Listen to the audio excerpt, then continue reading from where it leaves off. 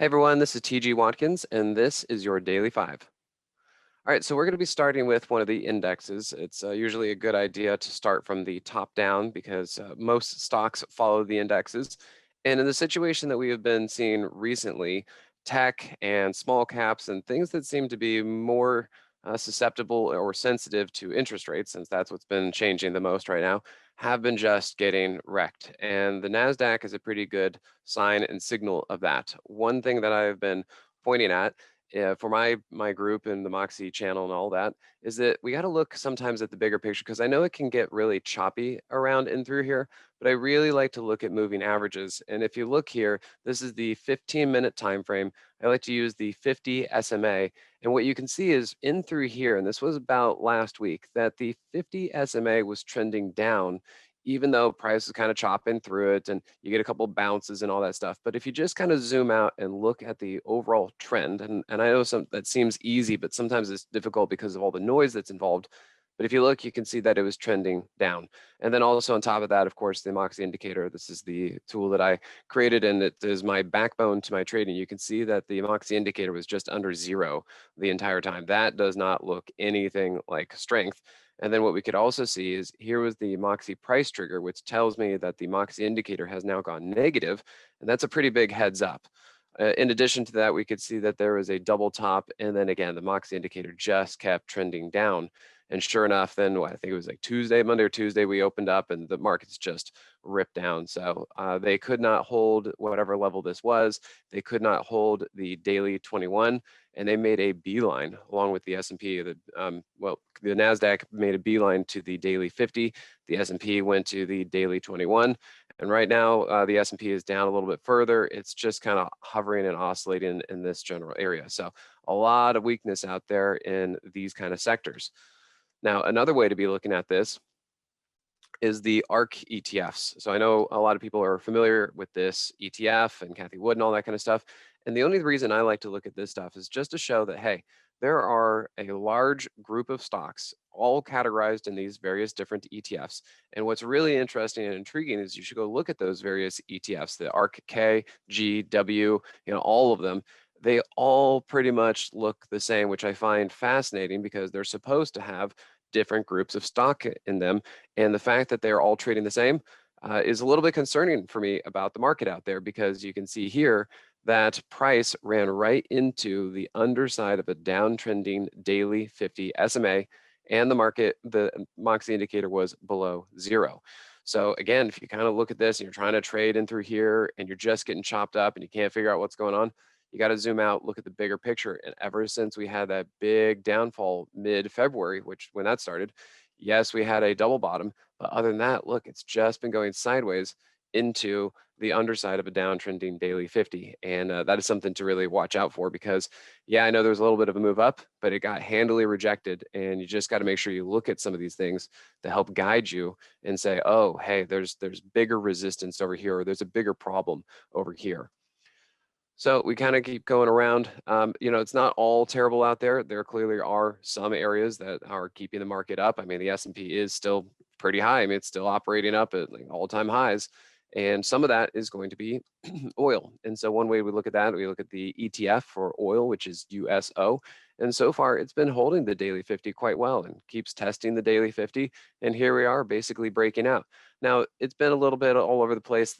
This kind of stuff, as far as commodities, they're challenging for me to trade just because they don't necessarily trade smoothly, and especially oil. They have a lot of geopolitical stuff involved with it, and there are a lot of other moving parts to cause oil to move the way it does. So I don't typically go there, but hey, we need to find places to make money, and we need to find markets that are actually going up. And because you can't always just go short. Like in a Roth IRA, you can't short something unless you go to an inverse ETF. So we need to find pockets of strength out there. One way to look at that was when USO came into the daily 50, here was the setup and the signal. There's the double bottom on the hourly chart. And look, here's your positive divergence on the MOXY indicator. So that was kind of telling us that price wanted to go up. You could see it here on the 15-minute time frame as well. And this is very different than what I was just showing you on the Nasdaq. The Nasdaq, if you look at the 15-minute MOXY indicator, you could see that it was below zero. But here we have USO actually trending up for the indicator, and that's telling you, hey, internal momentum and energy is actually starting to want to go up. Same thing here. The last time we saw it pull back and dip also. Another little thing that I always talk about as far as one of the trading definitions that I use is called a trampoline move.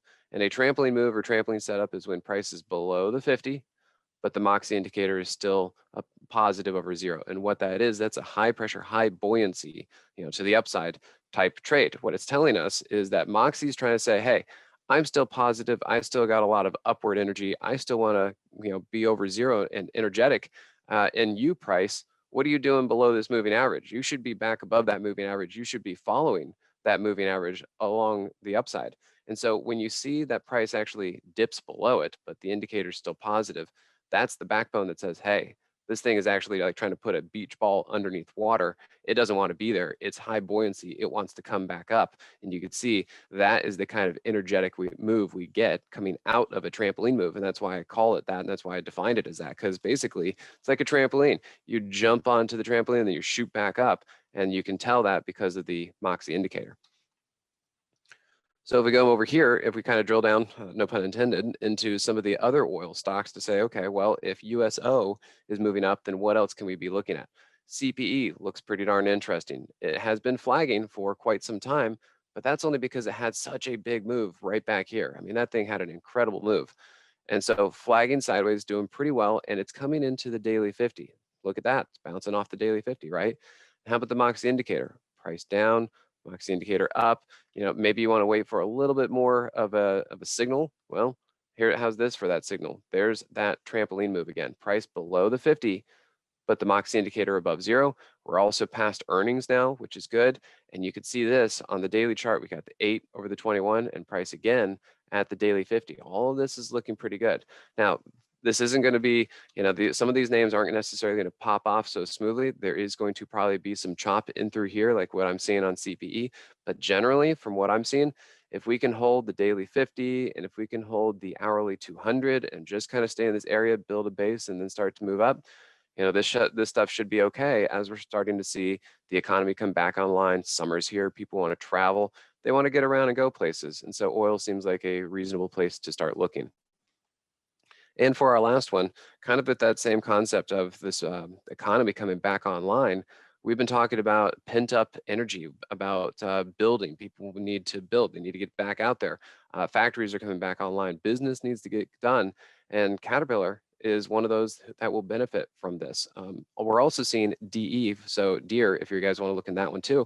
Same thing as the oil play. They had some really big moves up, too big. They needed to hang out and rest for a little bit. Well, what is it doing? It's basically just flagging sideways into the daily 50. And so it's finally starting to get some moves. Clearly, this thing is breaking out. It's got some energy to it. So start looking for this as a trend along some lower time frame moving averages. We got our old friend, the squeeze. So that's John Carter favorite. It's telling us that there's a high compression sideways move here. It's the calm before the storm. So cat's on the way. DE is looking pretty good. If you guys are interested in some of these kind of reopening plays as the economy gets up back online, these are the areas that I'd be looking at. So thanks again for your time. This is the Daily 5. And if you guys are interested in any more information about me, you can find me over here by this free newsletter. We're going to post that in the link. And then if you guys want to see a little bit more about my background and life and fun pictures and everything I do out there, you can check me out on Twitter and Facebook and Instagram. Of course, that's where all the pictures are going to be. And then if you guys are interested in what I do and how I trade and how I operate, come over here, simplertrading.com/stockcharts-TG. And you can look up some of the stuff that I do as far as the live trading, the services that I have, interactive Q&As, and then any of the other live opportunities to kind of catch me to talk about the market. So thanks again, everybody. And I hope you have a good day. We'll talk to you later. Hey, Grayson Rose here with StockCharts. Thank you so much for watching. I hope you enjoyed that video. If you did, consider giving it a like down below, maybe leave us a comment, and if you're new to the channel, you can subscribe at the link up above. We're gonna bring you daily content from an incredible collection of technical analysts and financial experts.